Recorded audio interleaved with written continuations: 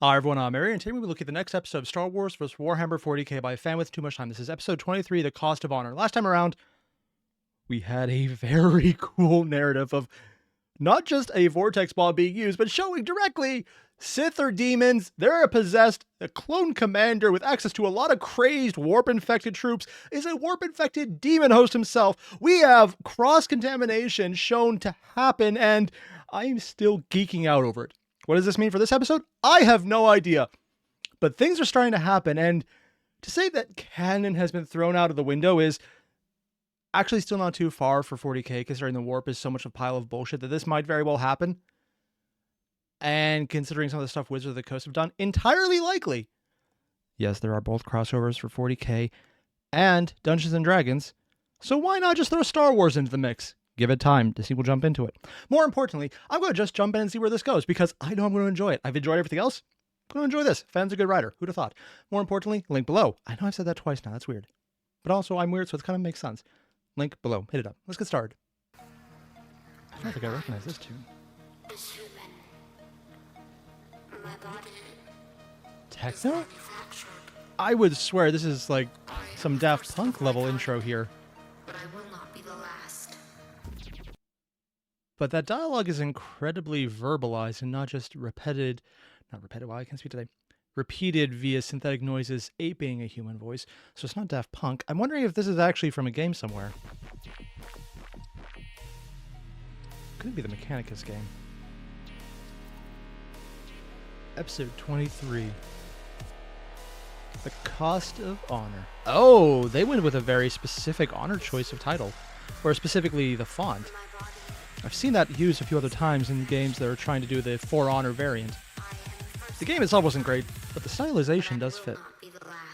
The air where are we starting? Whistling between blades and screaming past audio receptors as the tech priest soared up. Limbs of steel and cyber... Oh, we're back to Blade Dancing Barbie.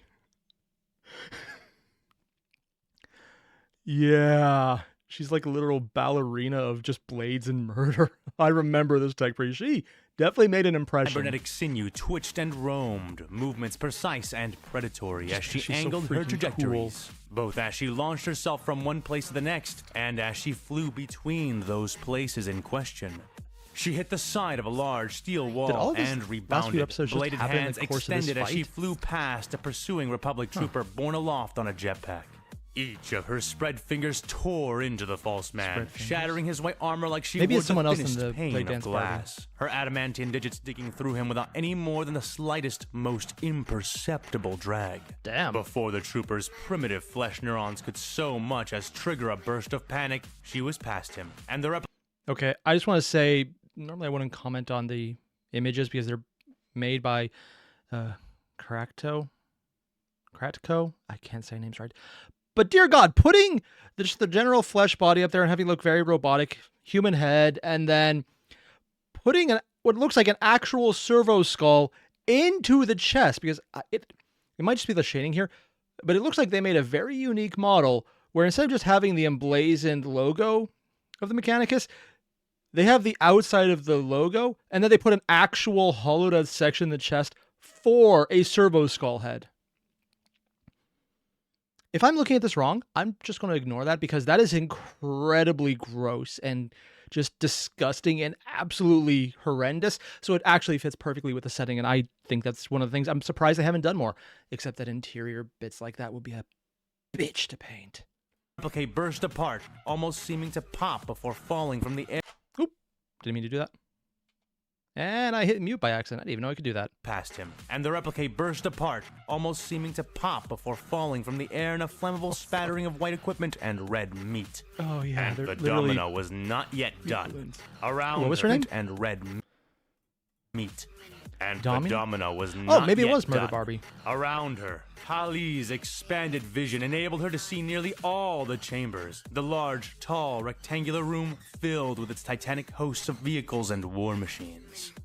She used these as platforms, running on the tips of blades, scoring marks into ceramite plates and steel alike, and skating on adamantium and air as she evaded the airborne swarm of replicae which pursued her. For your feet, spinning scoring in the wind, adamantium. She pulled her body first one way and then the other, her hip folding unnaturally, and then the same with one of her shoulders, spiraling like a gymnastic deity as the storm of blaster fire that came for her was evaded. Kali Delta had 100 eyes, at least 30 more than her combat algorithms needed, and with them she saw much indeed. Again and again, the volleys of blaster bolts would go off or veer wrongly, losing their target repeatedly as Kali predicted and subverted their attacks. This is why whenever you don't know exactly what's going on, the best answer is always all the grenades. Specifically, like taking an entire thing and just throwing them all in the general direction. And hopefully the grenade includes a few vortexes, because at that point, you don't really need to know if they get killed. You just need to know that they were close enough that it doesn't matter. In fact, she had opened her first true maneuvers in the battle with just such a subversion. The Domina had seen Commander Bly before her, had seen him drawing one of his so-called EMP grenade spheres. She observed as his men prepared to open fire to intersect a presumed path towards him, a path she had fully implied she would take until now. But the Domina was hardly inclined to risk herself in such a... Okay, that's actually a really cool detail, that she took into account that they would actually be able to read her movements despite the sheer frenetic nature of the combat, and imply to do something knowing that they would react to that. That's actually a really cool way to show that she's still considering them and that they're actually still competent. Normally in these kind of fights, like, ha ha ha, they died like fools compared to my might. Fan isn't running into that trap because it is very much a trap. Once you have they died like fools, you are now setting the bar low for the enemy, so you actually look less impressive. But if you're overcoming a very intense foe, if there's no other context, it looks really cool to show both sides working at it. While she's still just wiping the floor with them just in a few seconds already, it's really cool to see that it's being held that they are not just cannon fodder, even though they very much are. They're competent cannon fodder, which is very impressive.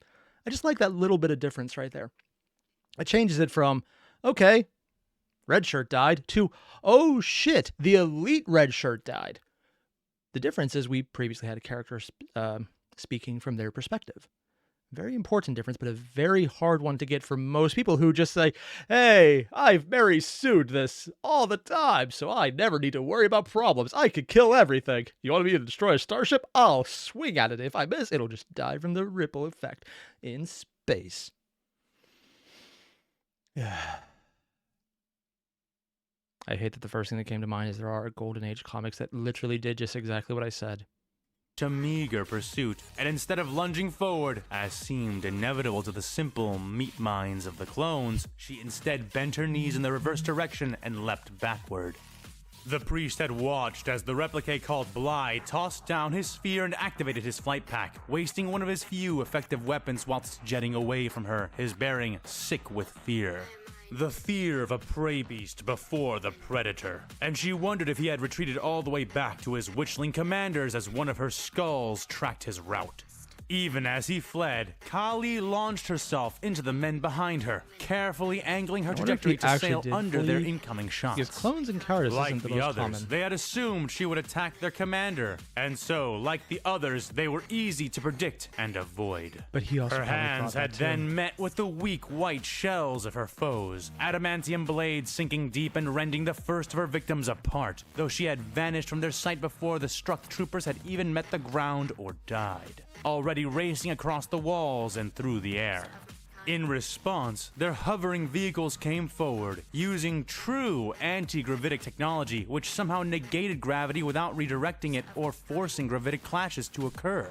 Kali's mouth metaphorically watered at the sight, and for a few moments she merely danced alongside the zipping, speeding forms of the... Okay, that's actually a cool little detail that has almost never came up. So far, it's always been, ha! We're going to kill you. Or, ooh, we appreciate their muscle strength because it's killing us, so we need to plan around it. This is just that moment of Tech Priest being Tech Priest, you know, a technophile. And just like, oh my god, they have working anti-grav. I want this. They're human enough that I can take it.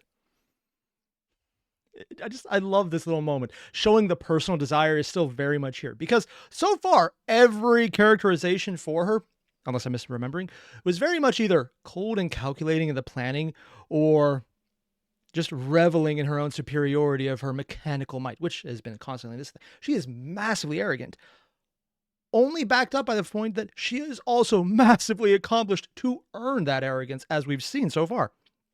That little diatribe, sorry, not even diatribe, that little aside saying, oh my God, they have actual working anti-grav rather than just redirecting. That's so cool. Just like the fangirl moment is neat. And also showing something that I didn't realize they didn't have in 40K. I'm not sure if that's fans' interpretation or not, but it works for me either way. A bike like speeders and larger yet nearly as agile gun platforms. But their weapons and rate of fire were a fair amount more concerning than that of the flying infantry that now kicked off to pursue her, and she could not justify allowing their continued function any longer. Oh. This shall be worth it when I present my findings before the many eyes of Mars. They shall Why do I get the feeling watch she's definitely in going to die envy somehow? at the wonders I shall bring forth when this technology is known to me. Even that pompous father of all, Belisarius Call, will be forced to bow his head in recognition at the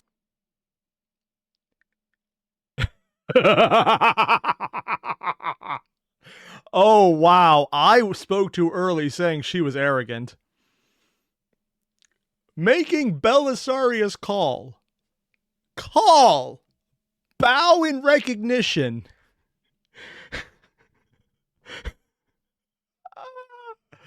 Oh, lady. If there's even a story of Call bowing to a Primarch, I fully expect the subcontext would be he did it because it was required and it was done in such a mocking way that the Primarch was aware of it, but not so obvious that they had to respond. Is that the case? I don't know. But Call is literally arrogance personified to a level that you can't meet because it's literally a joke character level of dedication to a bit. Call is literally all the intelligence to the point where if he somehow was revealed to be a worshiper of chaos, specifically maybe a specific planner, big thing with feathers and blue, I would not even be surprised at this point because he is the kind of person who would betray them and get away with it because chaos will look at him and goes like, he betrayed the betrayal of betraying through a betrayal. But if he was betraying us all along without being betrayed, then was he ever on our side? Who was phone? That's the level of bullshit Call has. It's mimetic to the point of not even making sense. And I know a lot of people actively hate his character because of that. I personally just find it amusing because I don't take it that seriously. This lady, though, thinks that she could ever get there with anything. That is completely ridiculous. The only thing that could possibly get there is full up gray goo emulation of a human body without any control issues. And even then, he might not actually find it that useful. Also because that's literally a gray goo problem, and that always goes bad in sci-fi in any way, shape, or form. To the point that I'm actually kind of surprised that it hasn't been brought up more in 40K, because that's kind of the horror aspect I was expecting. Huh. Weird. More importantly, though, just that is a level of arrogance that I actively admire. sight of what will be wrought by my own mind. She thought to herself as she dove the death flags are into big one with of the this one. clone ISP speeders. The priest spun like a drill as she did, and like a drill, the monomolecular edges of her body tore smoothly into the lightweight construction of the craft.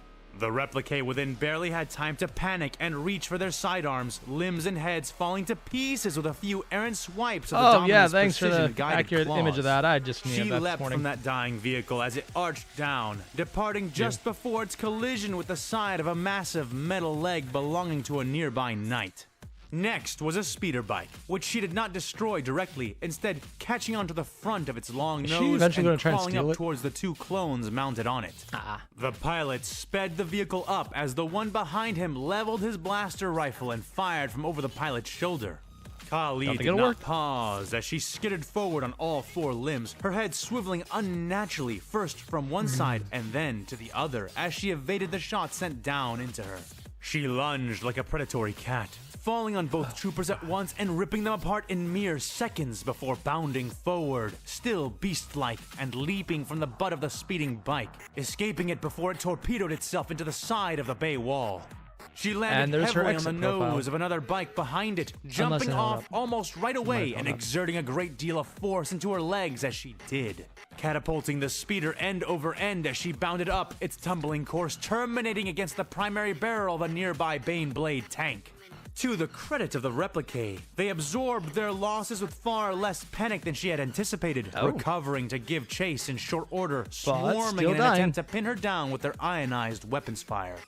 All the while, her servo skulls spun above them, watching, calculating, and feeding her everything they witnessed. I'm actually a little surprised no one started shooting the skulls yet. This is one of those things where I think it would make sense from her perspective. It looks like they're ignoring it. And if we were in the clone's perspective, maybe we get that moment of realization because there are probably other servo skulls floating around. But I honestly would like if they just had them floating around and there was a single mention of it just being a thing in the ambiance of the setting. Because at that point, hers being around, while still distinctive when she released them, could be more easily overlooked because they were previously overlooking them. On the other hand, a lot of this could also be hand-waved away by the clones, focusing on the literal murder ballerina who is, murdering them. On the other hand, comments about how they are keeping it together, they're still being collected and absorbing their losses, actually hurt this element right here because it's showing that they are still thinking rationally. It's just kind of weird they haven't thought that far ahead. Will they eventually get there? I don't know. It's not even a big deal if they don't because her entire body is the weapon at this point. It's just one of those weird little asides that it's not a huge thing and it would only be a single sentence you add in. Not even here. Just when this entire section happened, when the initial servo skull driving the entire Imperial, I think it was was it a Chimera? Yeah, Chimera into the rescue attempt for her. When that happened, if they mentioned there were others at that point, it might have made sense as opposed to just the one servo skull and now the others she's releasing here. It's a small minor nitpick, but frankly, fan makes so few mistakes that it's really not worth pointing out anything because even little things like this are just the tiny little bits that you might notice. If he happened to make an edit to a final version he ever releases on a PDF or a physical print copy, 1, I'm getting a copy. 2, no, nothing to say. I would just get a copy if he ever did that, and that would be like the one little thing I'd say to change. Just a tiny mention. It's not even a huge issue at that, and if it's ignored, no one's going to care. I'm just nitpicking.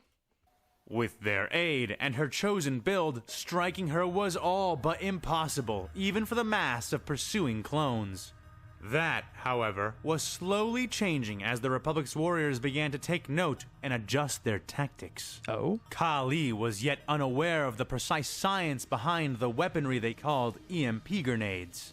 But she judged the term electromagnetic pulse was either unrelated, misattributed, or a direct lie to mislead enemy technicians. The lethal contraptions were far too effective against too many technologies to be mere EMP emitters.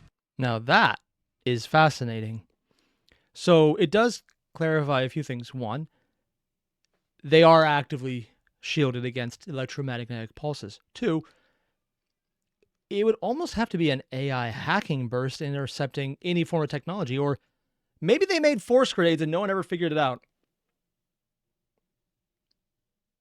Considering how often that came up and how much information might have been lost due to people not knowing they needed to be aware of it, and then other factions hiding it because it's not something they want them to be aware of, that might actually be the case. I think that would be a really big ass pull for something as simple as an EMP grenade. On the other hand, it's nice that they call out how crazy effective that is. So when the clones who moved to engage her drew them by the hundreds and began to throw, she took the threat with due seriousness. As the Domina began to dodge, speeding backwards in an inhuman reverse run before leaping into the air once more, she began to plan as well. First, Kali located 43 varied examples of projected activations, tosses, and detonations. From these, she acquired enough data points to accurately predict the average time from activation to detonation, as well as many more tertiary effects. But if she could tell that, someone else might try and cook it off early. All the while, she kept herself far away from the spheres, even as more and more replicae resorted to the tactic. She was actually a little impressed with them. Their ability to coordinate strategies and pursue goals would be the envy of any proper guard regiment. Yeah. That said, their naivety was a great flaw in their current doctrine. Is it naivety or enforced issues so that they don't become too effective? And that sounds stupid, except a lot of what Palpatine was doing was making sure that it was just delicate enough that he could break them if he needed on both sides, because if one side had a clear advantage, he doesn't get to where he wants to by, organizing the entire charade that is the Clone Wars. Because all of it was his plan. Some parts went off the rail, but mostly this is just him. Yeah, I was going to say the term having fun. I was like, nah, that wouldn't be the case. And I'm thinking about, no. This is him having fun by getting exactly what he always wanted in the most Sith way possible. Having the Jedi fight and die for you against you, while also defending you. There is definitely a lot of just internal chuckling going on. One they displayed as they attempt to corral her into a corner, intending to dispense with her by narrowing down her ability to escape the wide reach of their grenades. Soon, her collating was complete, and the Domina danced before them, drawing them in closer and closer, creating clusters of them as they pursued, eager for their illusory chance at victory. She denied them with merciless, mechanical action, leaping forward instead of back as they made their last push before closing the jaws of their tactical entrapment. She spun easily through the hail of EMP spheres, twirling like an old Earth ballerina as each weapon they even made the ballerina reference. By. Kali's algorithmic cogitators quickly drew lines of approach through the virtual space, spearing 80% of the assembled clusters and predicting no sufficiently threatening counter-response from the enemy. The Domina's calculations now that is a big boast, and the second I'm hearing that, my first thought is, okay, what's going to go wrong? Because you don't make predictions like that. My entire point is not even that it's wrong, it's that works on the information they have, but from a writing standpoint, if Fan actually carries through on, she predicted there was no actual conflict. Followed up by, and then it worked exactly like she said, that is a failure of writing. Could you get to that in certain ways?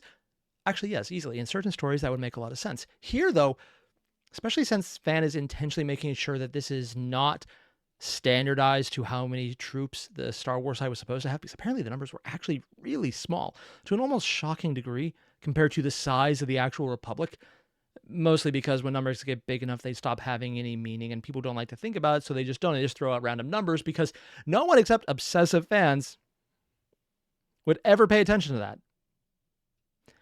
But more importantly, it's just bad writing technique to say this is how it's going to happen and then nothing changes from how it's going to happen, unless you're playing it for comedy where everyone thinks it's not going to happen and then it actually does, or for that matter horror and it's just a ironic piece of what the fuckery going on.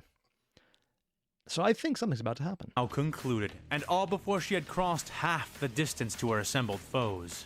Sparks sprayed as the tech priest propelled herself forward like a magnetically launched core of depleted adamantium-29, colliding into the first cluster of clones like a thrown saw blade being tossed into a rack of hanging fish. Grenade at their Viscera sprayed, and men screamed and died, first from the wounds dealt by the Domina's sudden assault, and then from the friendly fire inadvertently sent into them as the other clones desperately tried to keep a bead on the darting priest.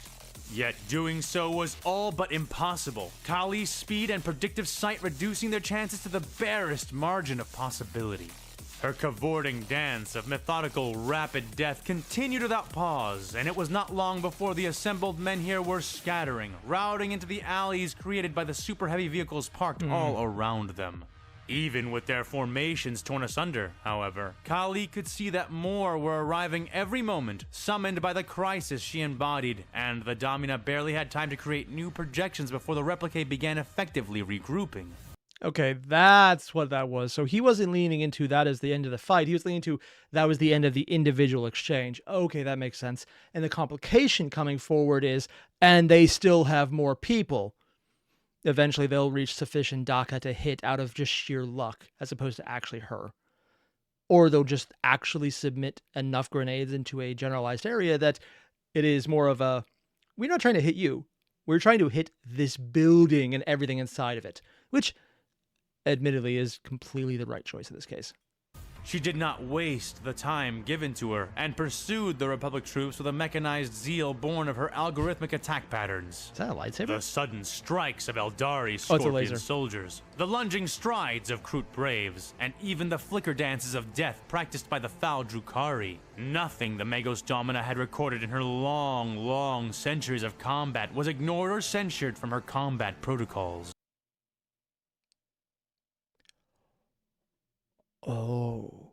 Oh, she's that radical.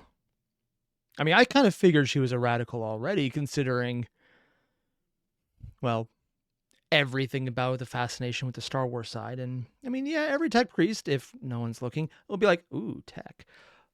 But she's very blatant about it. Maybe just because it's in her own head, but she seems very much interested in anything. This last bit, though, going through all of those different attack patterns and how they can be filtered into how she fights, that is a level of, well, Xenos have some good idea, that if ever said out loud, I don't think Call could survive that. Well, I mean, he'd probably create a dead body and then come back after everyone forgot. It's like, oh, fuck, of course he survived. But that is a level of, okay, you are a radical tech heretic. I was going to say tech heresy, but it's heretic because it's individual. And wow. I'm sure that can't backfire at all if she sees something that she shouldn't and it sticks in her mind intentionally, and any process she has to automatically remove things that are corrupting it won't ignore that because they're just being let in. Will that happen? I don't know, and I do get the feeling she's probably going to die well before that. But that's just my own take because of the talk about Call and how she's going to make him... Honestly, making Call do anything, actually. Any sentence doesn't work, but still, wow. The replique now bore witness to the horrifying, cumulative results of her widely questioned genius. Widely questioned, yeah. The Domina's combat effectiveness proved at least marginally more effective than it was questionable. Probably. Certainly, the replique of the Republic began to question it less and less, and though they did not retreat from the single, vaguely feminine-shaped death dealer, they did begin to redirect their targeting priorities from her to her swarming servo skulls. The Domina had been dogging the clones that she had been assailing with such single-mindedness that she lapsed her attention on her drones for nearly 3 seconds. She paid for this in the form of 8 split and dying servo skulls, all falling from the air as the first volley went up after them. The act so they're brought to Kali the last and most lethal ingredient that her attack had, thus far, been lacking. Genuine human rage. She felt the hot throb of that emotion as it rose within her mem-locked emotion centers, straining against the counteracting stream of neurotranquilizers her cortical implants began to supply. She cut the responses before they could complete their operations. I just realized what she turned herself into. She literally turned herself into a bootleg Eviscer. Oh, wow. Just less crazy, but getting there on her own. Feeling the heat of her rage waver and then roar back to strength. Being impressed with the soulless replique was little different from her fascination with deadly Xenos. Which was to say, it quickly vanished in the face of inconvenience, and... I don't know, it seems like it might inconvenience you more just having that in the Imperium, but that's just my take. Replacing each of those skulls would prove a major one indeed. Launching herself towards the group that had fired the first volley, she dug into them with abandon. Blood slicking servos and mag-locked blades and joints as her butchery began anew.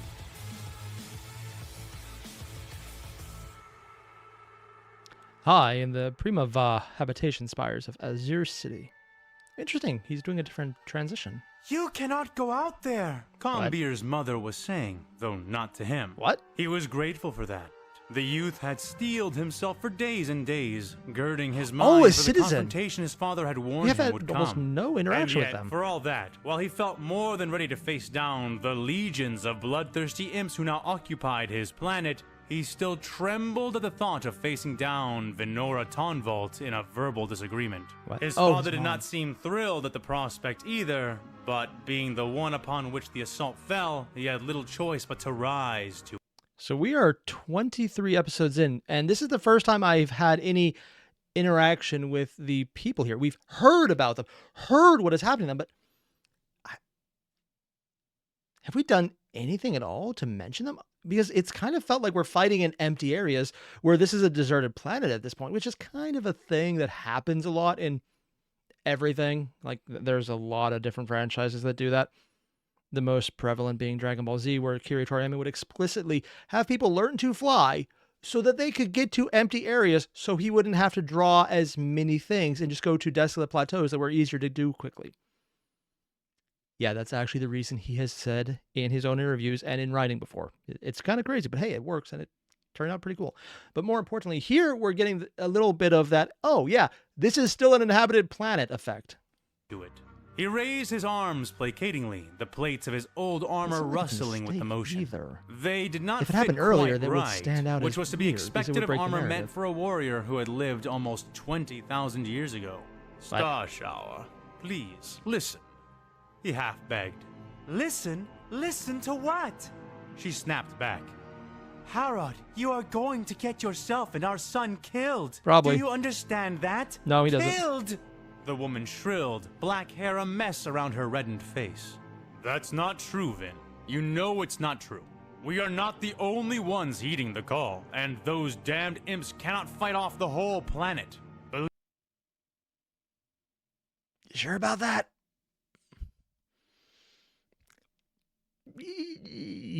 Listen to the smart lady. Believe in us. We can do this. We are not alone. The patriarch of the Tonvault said, raising the passion in his voice, on the but upside, to no avail. Venora's eyes misted then, becoming glossy as tears rimmed so each. It's not like it's a loss. Vin. The man entreated, but she shook her head and turned away. Harrod pursued, following after her as she walked away from him through the narrow corridors of their apartment unit. The soft thud of his boots and the click-clack of her heels were shrouded behind the sound of his words. Please, Vin, be reasonable. How is this any different than what you have already done? You act like there is no danger in sneaking out escaped prisoners from their camps.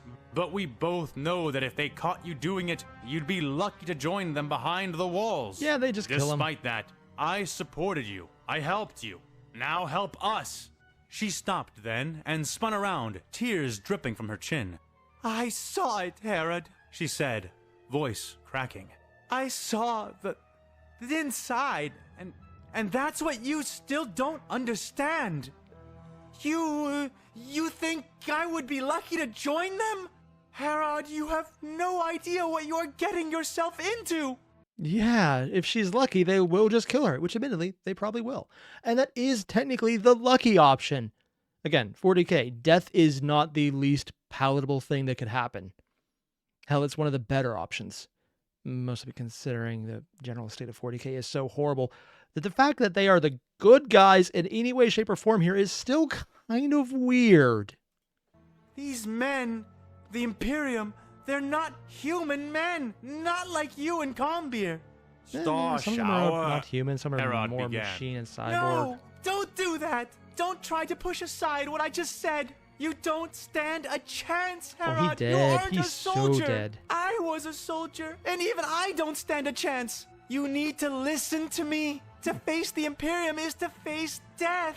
It's death, Harrod. Whether you win or whether you lose, it's death, death, death, death!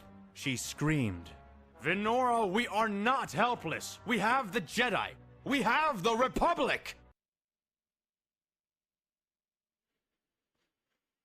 I mean, on the one hand, he's delusional, and she is admittedly absolutely hysteric due to accurately understanding exactly what the situation looks like. But they're both missing the small little the part of, there's an Inquisitor who's insane and definitely not a Chaos Sorcerer who's just in self-denial, who's actively going to help the Star Wars side. Although, admittedly, what were the odds of that? I don't know, but it was a nice twist, and it does actually explain how this won't be in the series of, and then they curb stomp them with this force they left behind to deal with the dregs. Which is actually what is happening, because this is not the attack force, this is not the assault force, this is the peacekeeping force they left behind while everyone else left and did something else. He countered back, and she laughed. Jedi? You think Jedi can stop this? Harrod, I've seen it! the Emperor, the Angels of Death. It's all true. It's all real. She saw the Emperor? And it will chew you up and She saw spit Space you out Marines? without ever even noticing that you were there. Damn, she's Herod actually really good at crossed his infiltration. arms, facing down his wife's glare. The Jedi have called for Axum's aid. You really demand that we not answer them? Yeah. Now, in this time of need and for our own sake? He yelled Is he a back. character from Again, canon or an OC? she laughed, far more derisively than before. We both agreed not to give Combeer to the Jedi when he was born. What on Axum makes you think that I would surrender either of you to them now? Oh. Now that is interesting. Because one, I don't know enough about this time period to know if these are characters who are canon or not. But not surrendering a kid to the Jedi. I thought this was just random art fan pulled up with the guy who's got the lightsaber on his belt. But I'm thinking, okay, they knew not to surrender. Is one of them force sensitive? And is that lightsaber not to show an actual representation of the character art that he wanted to use specifically? Because their son is a force sensitive who, in this situation, could be very terrifying to the Imperium to find out, a random psyker that is uncontrolled. Granted, even the controlled psykers in this version are not nearly as stable. So, yeah. Damn it, Vin, we need the... He started. The answer is no, Herod! You can get yourself and our son killed if you insist, but I won't help you do it! I won't! Silence reigned in the time after Vinora's proclamation, her husband fuming in his forefather's battle armor, but unable to think of any words that might shift his obstinate wife. When the quiet was broken, it was by Combeer, not Herod. Oh? Mom, do you remember Caliph? He asked softly. She sucked in a fast breath in response and nodded her head. And Togan and Joffre Ra? He asked. Again, Friends were she dead? nodded.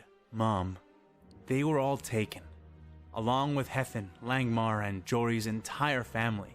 I don't know what happened to Hethan and the others, but Caliph, Togan, and Joffre Ra, they found their shoes in Waste Site 333 almost a week ago, he said. By the Sapphire Heart. Venora whispered under her breath. Yep. She looked towards him, eyes now truly streaming tears. Why? Why didn't you tell me? She asked. He shook his head. I Denying didn't pain? want to tell you yet. I wanted to wait for things to get better. Burden to lift, he said. Ooh. See, I'm assuming all the people left behind were probably the non-humans who were just called by the Imperium, because that's the thing they do. It's ironic and sad, but also funny because we know what comes after this normally in the Star Wars timeline. That was probably going to happen as well because the Empire would do that too, because even with the current revelation that it's all been one Sith, the rule of two is literally just a possession ritual, and they've been multiple different species, the entire human supremacy was hit my mic. Was all just bullshit. And more importantly, they enforced that bullshit by killing a lot of people and enslaving them. So this is probably going to happen regardless. Yeah, it's funny because it's not going to change. It would have happened anyways, just from someone else doing it. Hell, the Empire might have done it slower and more painfully. That last part is actually a little surprising, but I'm not going to disagree with it. Oh, Starshine. She said as she came to him, but he stepped away from her as she did. But Mom, that's the problem. The thing I don't think you are seeing. This Imperium. What they're doing. If we let it go on, if we don't fight or draw a line or something, then things will never get better. See, in the Star Wars side, that makes sense. In the the 40K side, that's also not going to change because, granted, they have enforced stagnation as the entire process of the 40K side is part of the dark humor of it, that everyone's trying to do their own thing, but enough people are fucking around that it just keeps getting worse, despite or even because of all the other additional bullshits. It's enforced stagnation over and over and over, and every time you get so far, you get dragged back down. Same with 30K, same with 40K, same with whatever happened prior to 30K, which is fascinating, but just not nearly enough information about, although some parts are slowly coming out. It's just that entire thing is, you can try as much as you want, but it's not going to stop. It's going to get worse, and everything sucks forever. as opposed to the Star Wars side where you can try and you can fight and you can win. It'll probably get fucked up by someone in the future just being lazy and ignoring everything because they don't want to deal with it. Every time in Star Wars, that's like, how do things get worse? Because someone ignored the people telling them the truth. That's not even a canon thing. That's all the time in Legends too. Vector Prime my ass. If you know what I'm talking about, you know why. So yeah, they're both right. And they're also both wrong. If it was a purely Star Wars story, he'd be right. If it was a purely Imperial story, they'd be definitely wrong. Here, I don't know. The fan could have this go either way. My money is still on they die horribly in a very empathetic way that makes whatever their death scene happen is more poignant. But they could also survive and become big characters. I don't know yet. Burden will never get lighter, and I will never be able to stop mourning all the people we lose until you're mourning me instead, the young heir said. And you'll be lucky if both of you survive that long. She started, now becoming the one who pleads. Know what, Mom? We all die. Life does not go on forever. You taught me the reason we fight, the reason we keep the shrines and honor the fallen is because the goal of the fight is freedom. Because the goal is justice. I know that this latest war has been cloudy and that it has been hard to see right from wrong between the Republic and the Confederacy. But this is no longer that same war. Yeah. And if we choose not to fight, not to give everything we have, we will be dishonoring all the fallen we claim to care about. What good are the shrines to the honored dead if we have no honor? If the causes they fought and died for died here, isn't that a truer death than the ones they have already suffered? Combir pressed. Wouldn't doing that make me worthless in their eyes? Venora collapsed then, falling to her knees and weeping, letting her emotions flow from her without remittance or restraint. For he was right, and she knew now that she had no choice. When Vin recovered... This is a really good scene, because they are both right, and they are both wrong. She is right about how fighting the Imperium is not going to help. And he's right in that it's the right thing to do and everyone will die. It's the entire logic of fighting the good fight and fuck it. Because it's going to happen in the end.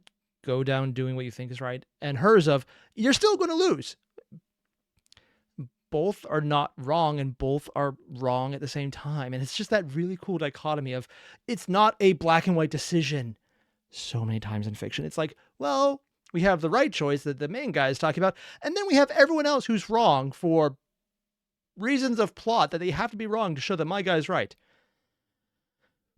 But that's stupid, and I personally hate it because it's so reductive and simplistic that it's just a showing that someone does not know how to write. Here, though, because it's actually a complicated situation and there is no perfect right or wrong answer, it does make it more dramatic, and I like that. It's such a throwaway scene, but it does show that Fan is writing something good, and I really hope these don't just become, here's a character to show how horrible insert random boss later was, and instead, here's a character who we're going to see grow and change and have to confront the fact that they made an imperfect decision with lacking information and have to deal with the consequences, but also realizing that they still kind of would do the same thing because the alternative is not something they could palate.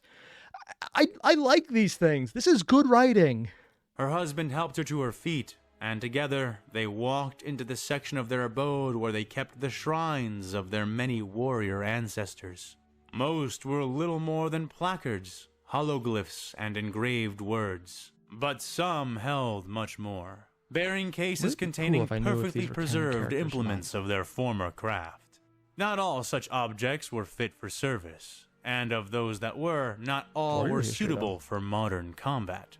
Yet, even among such relics, treasures persevered. Outcast? Herod's combat armor was one such item, its case already opened. Now they approached the other, a memorial and weapon case belonging to Venora's side of the bloodline. Tearfully, she pressed her thumb to the biometric scanner and spoke her words, confirming her voice authentication. Oh my god, the family shrine was a weapons locker. Well played, fan. The case, black and made of Iridian steel, hissed open. She reached in, hesitating for only a moment before withdrawing the contents and handing them back to her son. He took the weapon, almost slumping under its weight. A true projectile firearm, not a blaster. He flicked the activation switch and aimed it away, sighting the weapon. Be careful. Don't fire inside. Herod said to his son, and Combeer nodded, lowering the hefty rifle.